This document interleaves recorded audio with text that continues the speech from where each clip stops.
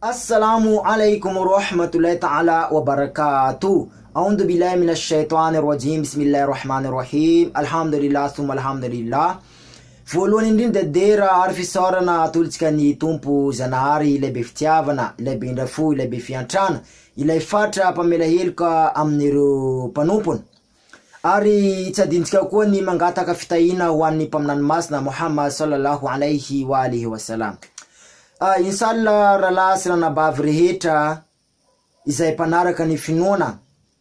Androantsika de resadresaka kely koa ny mikasika fampianarana iray izay hita ao agnatin'ny Baiboly masina, ka hita koa zany ao agnatin'ny bokindreo mpino musulmana antsoina hoe Korany masina. Ny Baiboly masina de mampianatra ny fomba amampanao rehefa hiditra ao anatin'ny toerana masina, zany hoe rehefa alohan'ny hiditra ao anatin'ny fiangonana. Tahaka n'ireo mpino musulmana misy fomba ataon'izy ireo rehefa alohan'ny hiditra na ao anatin'ny fiangonana na hoe alohan'ny andeha hanompo ny tompon'izy ireo. Ireo mpino musulmana dia manaraka tsaka sy andavana ny fampianarana izay ao agnatin'ny boky masina Korany. Ka mba tokony toy izany koa ireo kristianina tokony manaraka ny fampianarana atsaka sy andavany izay fampianarana ao agnatin'ny Baiboly masina.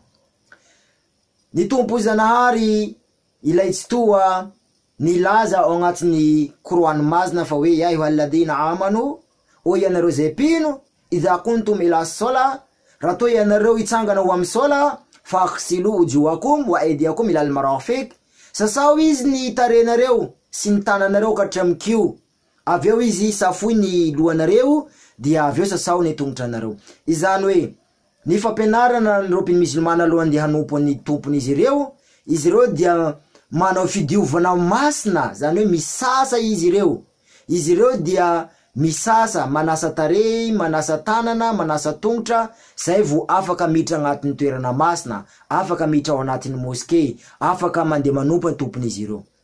Donc izany fampianarana izany ny lalàna na hoe didy izany alohan'ny hiditra ao anaty moské izany izay hita ao anatin'ny Korany izany, de hita koa zany agnatin'ny Baiboly masina izay mandidy n'ireo kristianina, izay mampianatra ireo kristianina mba hanao an'izany koa alohan'ny hiditra ao anatin'ny toerana masina, alohan'ny hiditra ao anatin'ny eglizy. Ka ndao ary jerentsika izany toko sy andiny zany avy ao anatin'ny Baiboly. Ndao ary jerentsika ao anatin'ny Exodosy toko fahatelopolo andininy fafito amby folo ka hatramin'ny raika amby roapolo. Jehova na hoe Zanahary dia nandidy any mpaminany Mosesy mba hanao zavatra anankiray atao fisasana, dia apetraka eo anelanelany trano fihaonana sy ny altara.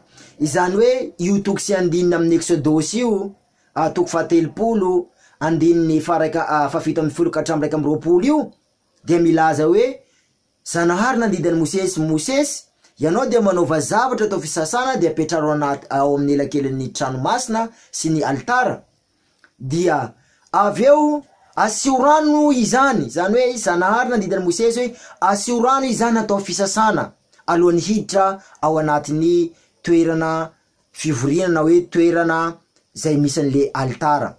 Ka noho izany rehefa nahitan'izany Arona sy ny zanany dia nanasa tanana izy ireo sy nanasa tongotra, tahaka an'izay hita amin'ny fampianarana musulmana, zany hoe ny fisasana ny fidiovana masina alohan'ny hiditra ao anatin'ny toerana masina, ao anatin'ny eglizy na ao anatin'ny moské, dia hita ao anatin'ny Baiboly, zany hoe mandidy anireo mpino mba hisasa na fidiovana masina alohan'ny hiditra ao anatin'izany toerana izany.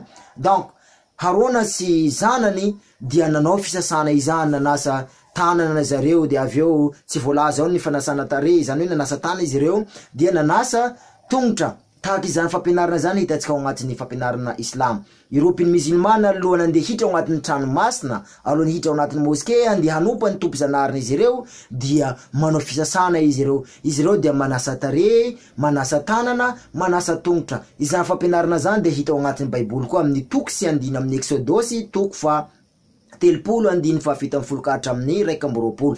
Donc rehefa aveo rehefa nandidy tompo Zanahary nandidy Jehova ipaminany Mosesy hoe manaova zavatra anao sina rano atao akaikiny io toerana masina io toerana fivoriana io dia asio rano dia Arona sy zanany dia nisasa teo nasa tanana nasa tongotra de niditra tao amin'ny toerana io de avy eo tsy vitan'izany fotsiny dia nandidy ny mpaminany Mosesy Jehova ialoha amin'ny toko sy andininy io zany hoe Zanahary nandidy ny mpaminany Mosesy hoe raha ianareo izy miditra ao amin'ny toerana io, raha ianareo andeha hanompo ahy amin'ny toerana io, raha ianareo andeha hiditra ao anatin'io plasy zay manana maizy azy io dia midiova ianareo zany hoe nandidy Jehova any mpaminany Mosesy hoe midiova alohan'ny miditra amin'io toerana io. Tahaka izany fampianarana zany hita ao amin'ny musulmane, Européen musulmane alohan'ny hiditra ao anatin'ny toerana masina ao anatin'ny moské dia misasa tahaka ny Zanahary nandidy mpaminany Mosesy zay hisasa alohan'ny hiditra ao anatin'ny toerana masina.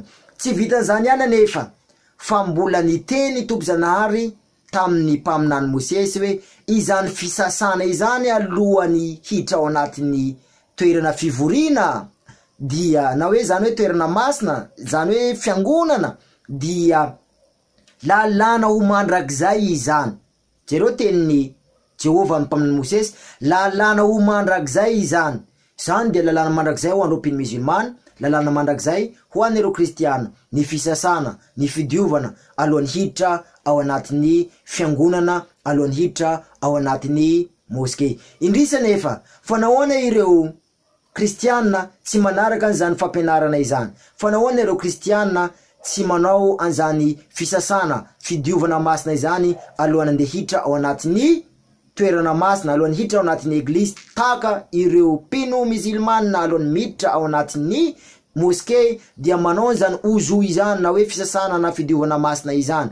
Ka noho izany hafatra ity ho an'ireo kristiana arao ny fampianarana ny Baiboly masina zay milaza ny ozo na hoe ny fidiovana masina alohan'ny hihaona, alohan'ny hiresaka amin'ny Tompo Zanahary. Izany fampianarana zany dia ho an'ny mpino rehetra na mpino kristiana na mpino musulmane na mpino hindu na judaisme na jiosy, zany dia tsy maintsy ataotsika. Jereo tsara amin'ny toko sy andiny eo agnatin'ny Exodosy, averina ko ao agnatin'ny Exodosy toko fahatelopolo andiny fahafito amby folo ka hatramin'ny 120 manazava zany fidiovana masina izay hitatsika ataon'ireo mpino musulmane alohan'ny handeha hiditra alohan'izy ireo hanompa ny tompon'izy ireo Allah ao agnatin'ny moské na hoe agnatin'ny fiangonana. Ka noho izany nareo kristiana arao atsaka sy andava ny fampianarana Baiboly, arao ny zavatra tenen'ny Baiboly satria Jesosy nampianatra n'izany koa an'ireo zay mpanaradiany satria izy tonga